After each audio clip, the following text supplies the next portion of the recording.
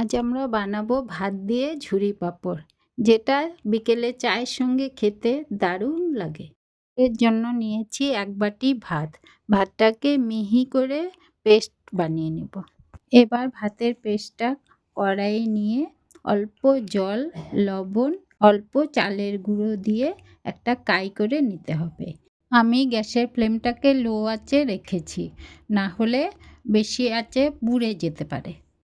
কাই করা হয়ে গেলে অর্ধেক ডোতে আমি কালারের জন্য একটু হলুদ দিয়ে নিয়েছি, চাইলে নাও দিতে পারো।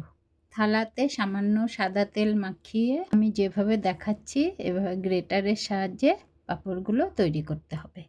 পাঁপড়গুলো তৈরি করা হয়ে গেলে 2 থেকে 3 দিন রোদে দিয়ে শুকিয়ে নিতে হবে।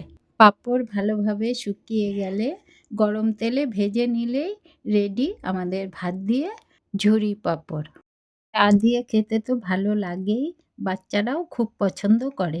তোমরা একবার বাড়িতে বানিয়ে দেখো, তোমাদেরও খুব ভালো লাগবে।